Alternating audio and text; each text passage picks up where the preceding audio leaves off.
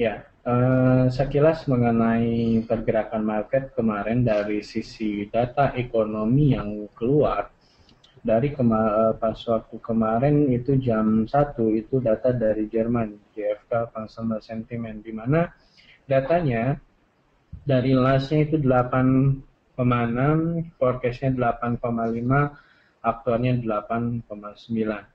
Kemudian ada data dari Inggris yaitu CBI Distribute Rates, di mana datanya dari lastnya 16, forecastnya 24, aktualnya 4. Kemudian data dari US jam 19.30, ini data dari Durable Goods, di mana datanya dari 0,8, forecastnya 0,0, aktualnya minus 1,0. Kemudian dari sisi core durable goods itu ada revisi dari 0,1, eh, dari 0,1 menjadi 0,4, dari 0,4 revisi dari 0,1, forecastnya 0,4, aktualnya minus 0,1. Oke, data kurang bagus untuk US. Kemudian ada GDP final itu kuartal pertama dari minus 1,0, forecast minus 1,7. Aktualnya minus 2,9. Kemudian tadi malam jam 21.30, crude oil inventories di sini mengalami kenaikan, di mana lastnya minus 0,6, forecastnya minus 1,2, aktualnya 1,7. Untuk data nanti malam yang high impact yaitu initial jobless claim, di mana datanya lastnya 312, forecastnya 310 untuk US. Oke, Pak Dwi, untuk morning briefing pagi ini apa nih yang akan Bapak bawakan, di mana ada beberapa gejolak market yang dipengaruhi oleh dari sisi politik ya. Kalau dari Irak itu ada masih adanya pemberontakan, terus kemudian untuk dari sisi dari Inggris itu dari statement Kearney, di mana masih ada kesimpang siuran mengenai adanya ketidakpastian mengenai kenaikan suku bunga di akhir tahun ini. Silakan Pak Dwi, bisa dimulai untuk morning briefing pagi ini. Oke, selamat pagi kembali. Saya tidak banyak membahas, tapi kita membahas masalah kemarin keluar yaitu data tentang GDP. Quarter-quarter kemarin telah keluar eh, minus ya, sebesar minus 2,9% dari perkiraan minus 1,8%. Nah ini dia dari perkiraan minus 1,8%, kemudian bulan lalu adalah minus 1,0%. Dilihat dari laporan yang terjadi, nampak bahwa dilaporkan sekilas bahwa perekonomian Amerika itu sedikit terjadi penurunan. Namun kita harus melihat secara global sebetulnya apa yang terjadi pada laporan ini. Kita tahu GDP merupakan laporan yang dikumpulkan 2 bulan yang lalu. Di GDP kali ini, quarter to quarter dari final, merupakan laporan yang dikumpulkan dari bulan Januari hingga bulan Maret. Jadi 3 bulan sampai bulan April ya, Januari Maret itu dilaporkan, dan ini merupakan lagging indikator, bukan leading indikator. Jadi kalau kita melihat sepintas bahwa GDP ini merupakan laporan yang telah terjadi sebelumnya, bahkan telat. Apabila kita mencermati dari laporan-laporan terbaru, katakanlah pada bulan Juni, bulan Maret, dan bulan Juni ini, terlihat beberapa data cukup positif sebetulnya di Amerika Serikat, yaitu jobless claim dari 318.000 itu menjadi 312.000, cukup positif sebetulnya. Pengurangan pengangguran yang terjadi per minggu, data-data per minggu yang cukup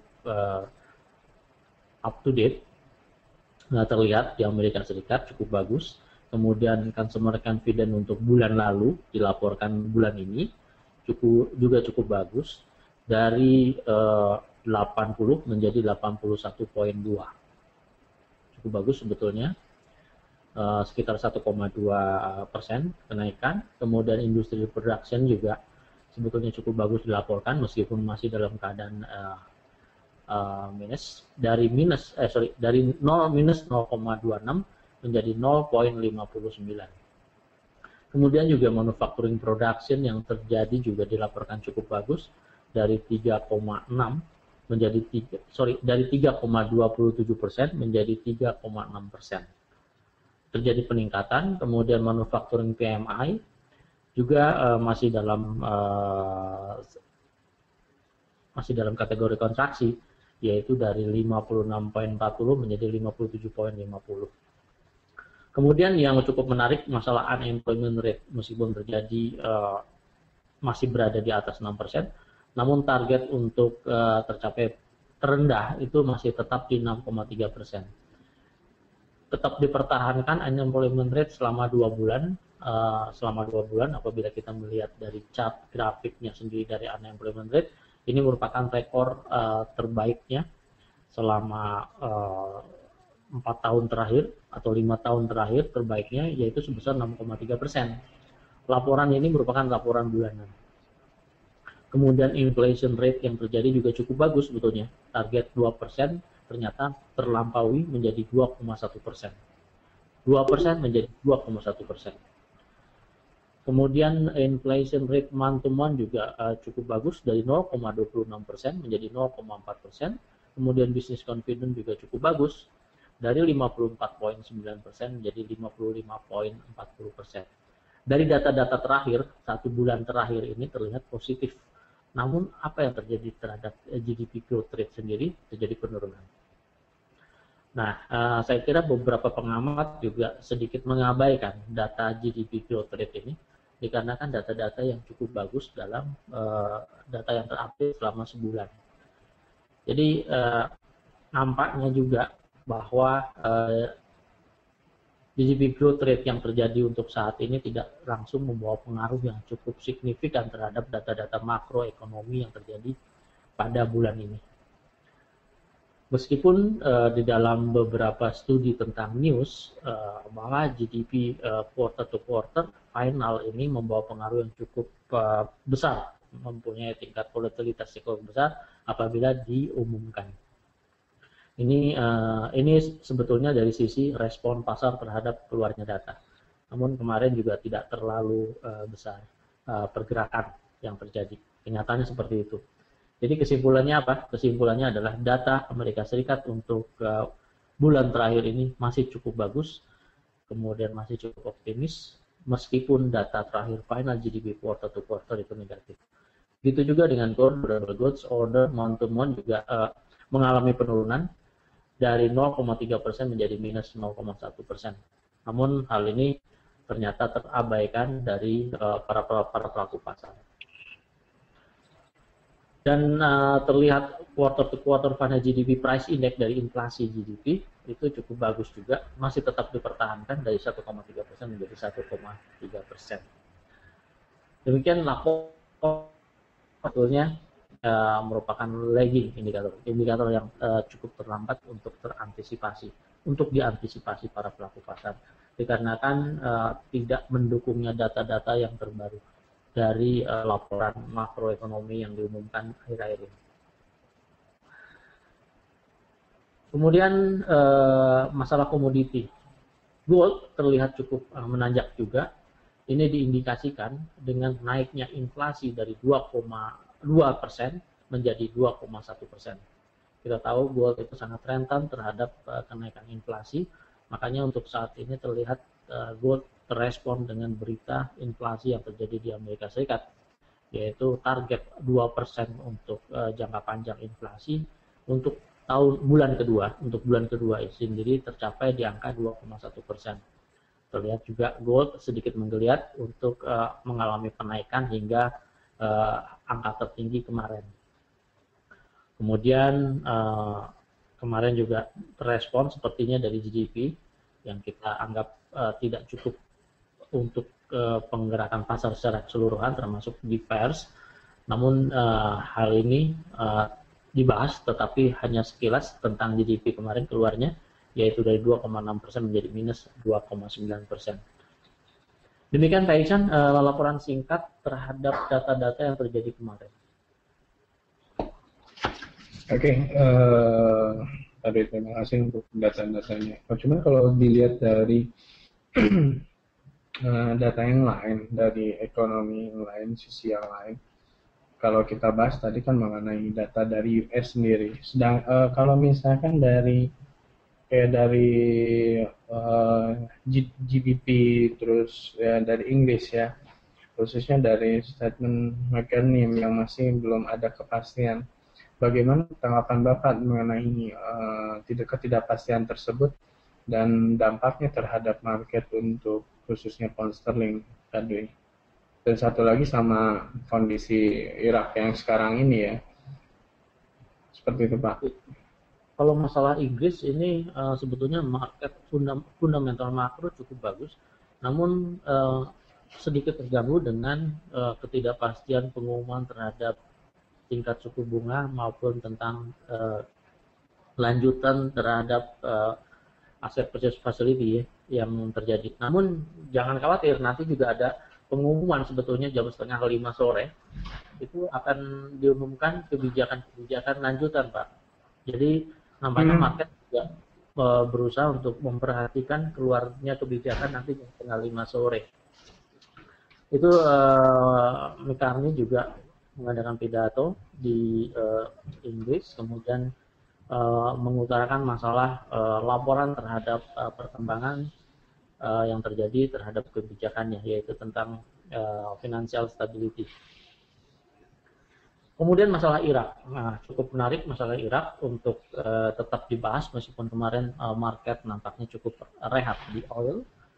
Apabila kita melihat dari supply yang terjadi di Irak itu sekitar 3 juta barrel per 3.000 ya kalau nggak salah ya. 3 juta 5.000 sekian lah.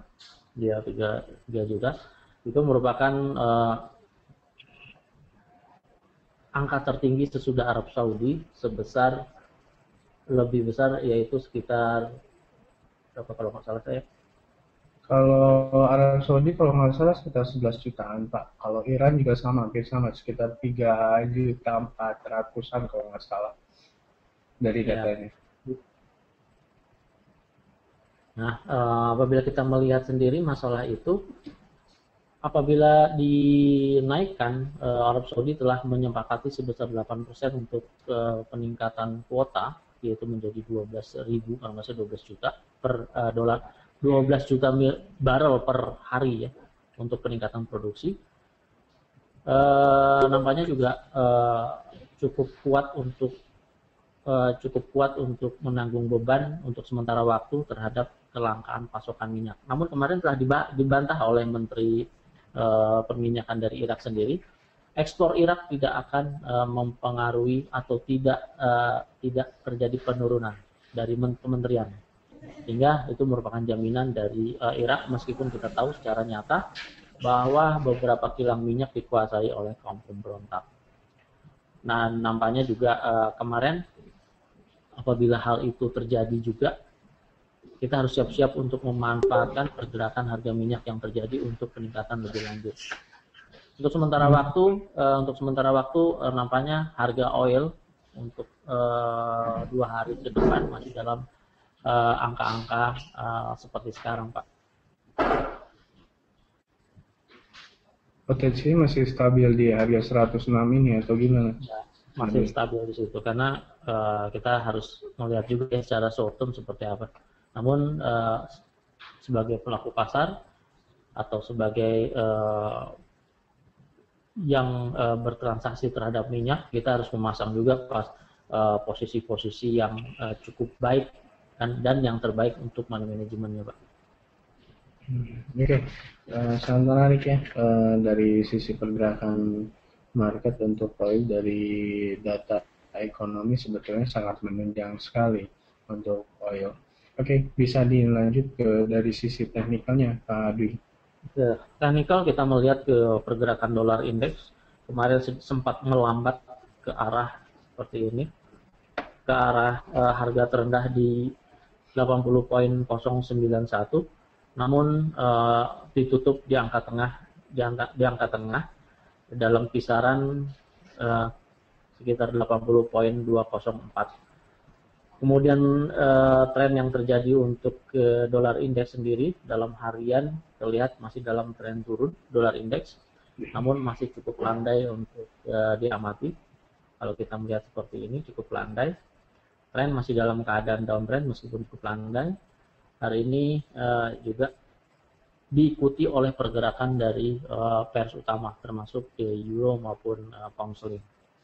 Untuk euro kita melihat di sini terjadi peningkatan untuk pergerakan euro. Ya, terjadi peningkatan untuk pergerakan euro ke angka 1.36 mendekati 1.36.50-an. Di angka ini saya ambil chart untuk daily. Nah, itu dia. Akumulasi harga itu ada terjadi di angka 1.36498 yang merupakan angka terdekat dari harga hari ini, dan ini telah tersentuh untuk satu hari terakhir kemarin pada harga tertingginya. Saya besarkan, ya, telah tersentuh di sini di kemarin di 1.36502. Akumulasi harga ini dirasa cukup kuat menjadikan resisten kuat untuk sementara waktu. Dikarenakan apabila kita melihat historical data price juga harga terus terakumulasi di angka ini. Ya, secara umum kita melihat akumulasi harganya cukup bagus di sini di angka 1.36490-an. Di sini satu pada bulan September, pada bulan Oktober beberapa kali, kemudian kembali mendekati angka yang telah terbentuk di sini. Akumulasi kuat terjadi pada bulan Januari juga, dan ini yang terakhir, data yang terakhir juga terlihat pada bulan 6 ini kemarin tanggal 6 juga terakumulasi di angka ini, di harga ini, yaitu di 1.36529. Nampaknya juga euro dolar mendekati angka ini sangat dimungkinkan sampai ke maksimal untuk sementara waktu kita kasih batas ke 1.36760 untuk peningkatan lanjutan. Kemudian dari sisi candle juga masih dalam continuous ditenggarai dengan bullish candle yang cukup positif, meskipun head yang terjadi juga sedikit mengindikasikan pelemahan. Namun begitu, apabila kita melihat dari tren yang terjadi untuk medium, ini masih menandakan peningkatan untuk euro dolar. Kemudian pound sterling, kita melihat pound sterling, ya, pound sterling sedikit melambat menantikan respon yang terjadi untuk hari ini jam 4:30 apabila terjadi perubahan terhadap kebijakan terhadap stability finansial yang terjadi, ada kemungkinan untuk terjadi pembalikan arah. Namun begitu, tren utama yang terlihat juga masih cukup menandakan penguatan untuk pound sterling. Untuk dolar Kanada ini cukup menarik sebetulnya apabila kita melihat secara monthly, ya. Terlihat Pak Iksan?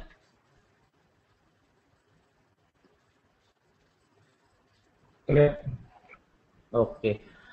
Ini saya tandai di 1.06195 menjadi target untuk penurunan langsung terhadap dolar terhadap Kanada.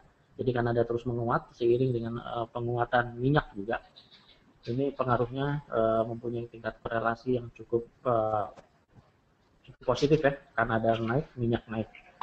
Dan kita melihat di sini dolar Kanada, artinya kita harus melihat apabila dolar Kanada turun berarti Kanadanya naik ya. Dan ini mendekati angka tertinggi pada bulan Agustus 2010, yaitu di kisaran 1.06155. Kemudian kita melihat juga, kita kecilkan untuk time frame. Untuk weekly juga terlihat di sini beberapa konsolidasi harga juga terlihat cukup bagus di sini. Kemudian tren yang terjadi juga masih dalam keadaan channel down untuk dolar Kanada. Di sini terlihat akan terus terjadi penurunan di harga dolar Kanada. Arah tetap sama menurut target monthly, yaitu di 1.06155. Kemudian kita melihat ke daily, ya, kita melihat ke daily juga terjadi breakout kemarin. Setelah terjadi breakout di harga support yang terbentuk cukup kuat 1, 2, 3, 4, kemudian trial break. Kemudian saat ini meskipun keadaan body candle masih tetap kecil, tren di Tenggari masih cukup kuat untuk terjadi penurunan, dibantu juga dengan sokongan fundamental data terhadap harga minyak. Kemudian kita melihat target untuk bulanan juga masih tetap sama, yaitu di 1.06155. Kemudian ini kemungkinan target ini akan terus didekati sampai akhir bulan Juni ini. Kemudian kita melihat harga mingguannya sendiri seperti apa. Harga mingguan juga harga minggu lalu terjadi penurunan untuk dolar Kanada, breakout, kemudian pullback di angka 1.07490. Ini ya. Ini harga terendah kemarin.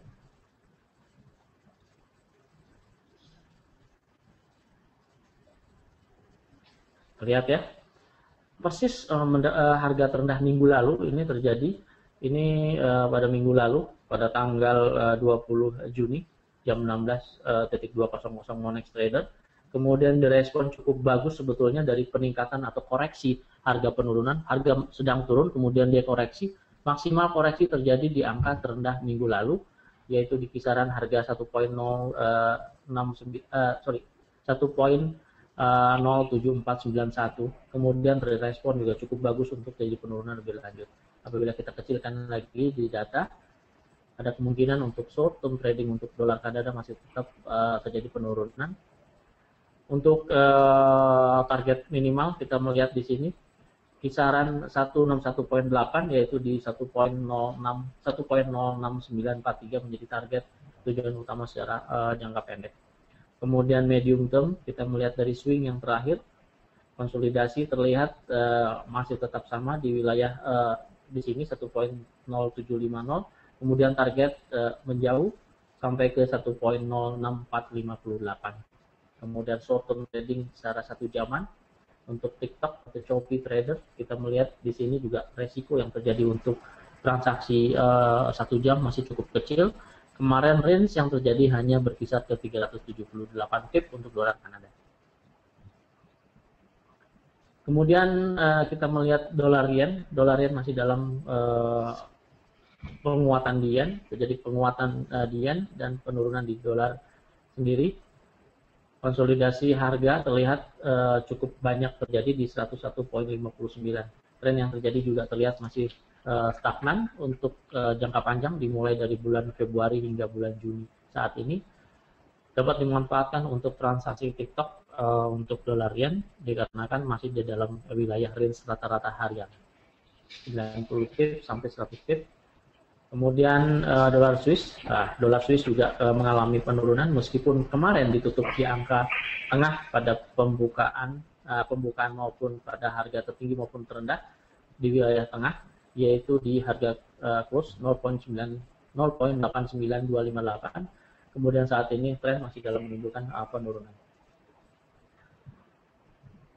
Kemudian kita melihat di komoditi seperti apa. Ya, harga ini dia, harga emas kemarin terjadi peningkatan yang cukup peningkatan setelah mengalami penurunan di sini. Saya hapus ya untuk diamondnya.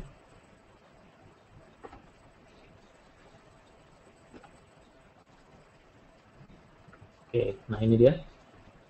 Secara daily kita bisa melihat ternyata harga masih merespon dari titik support beberapa saat yang lalu dimulai pada bulan ini, pada bulan 4, bulan April hingga bulan kemarin. Ini juga support respon, kemudian harga berkecenderungan untuk stagnan, meskipun tren yang terjadi daily masih mengalami bullish. Kemudian wilayah 4 jam, kita lihat 4 jam juga terlihat kemarin minggu ini harga berada sedikit di atas harga pembukaan pada pembukaan hari Senin kemarin, yaitu di kisaran 131.8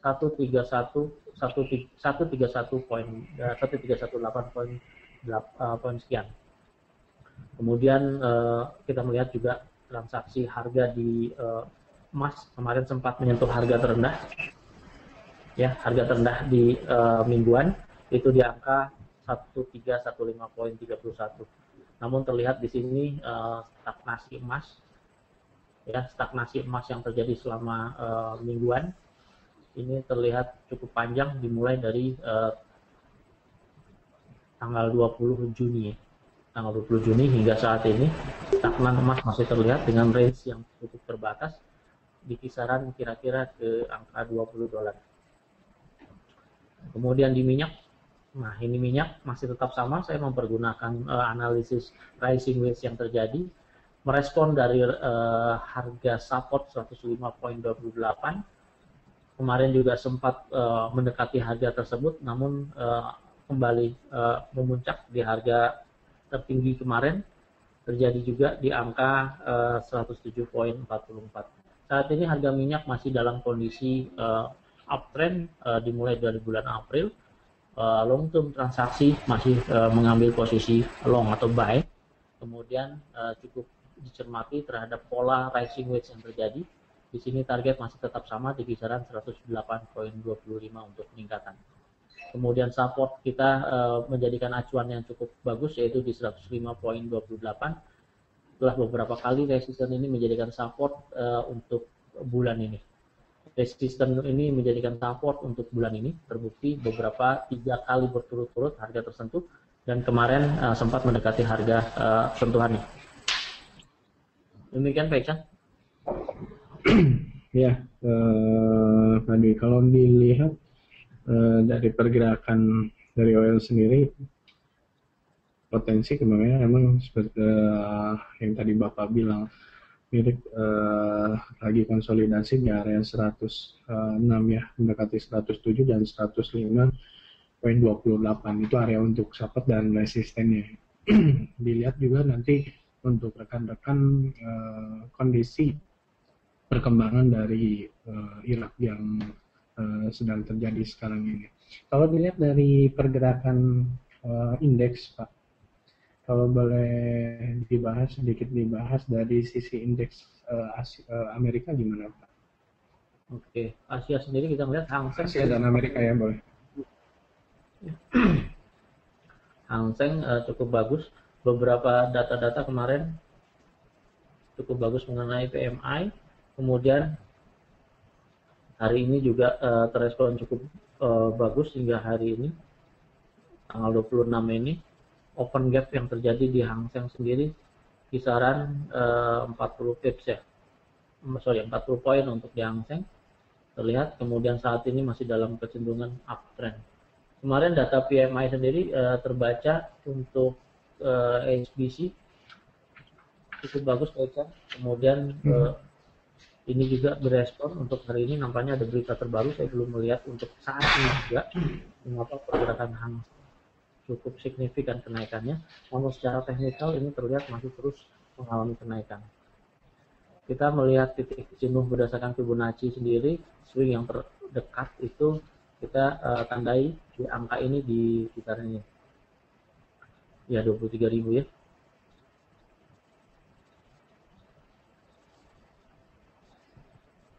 Ya, di kisaran 23.127 untuk maksimal kenaikan apabila kita melihat dari swing yang terjadi di untuk hari ini. Kemudian kita melihat juga harus mencermati kondisi candlestick yang merupakan cerminan terhadap volume transaksi, untuk sementara terhadap volume transaksi yang terjadi di Hang Seng. Kemudian di Nikkei sendiri masih berkutat di angka tertinggi, yaitu 15.417 yang merupakan resisten yang cukup kuat sebetulnya. Harga juga masih di kisaran angka itu, di angka 15.166 sampai ke 15.417 untuk chart daily. Kemudian kemarin terjadi, meskipun keadaan bullish untuk candlestick, namun terlihat di sini candlestick cukup kecil, body cukup kecil daripada 2 hari yang lalu. Kemudian juga masih berada di bawah 50% dari range yang terjadi pada harga 2 hari yang lalu juga. Indikasi terhadap peningkatan juga terlihat di sini, namun dirasa cukup lemah, belum cukup mampu untuk terjadi tren baru untuk pola continuous trend. Kemudian di 15.417 ini membutuhkan lonjakan harga atau membutuhkan power untuk terjadi, yaitu dengan sisi teknikal atau sisi volume transaksi yang besar untuk harga terangkat ke arah itu. Untuk KOSPI di sini juga open gap yang terjadi untuk pada awal pembukaan tadi, ya, pada awal pembukaan tadi, kemudian saat ini berada di tengah-tengah swing terdekat yang terjadi.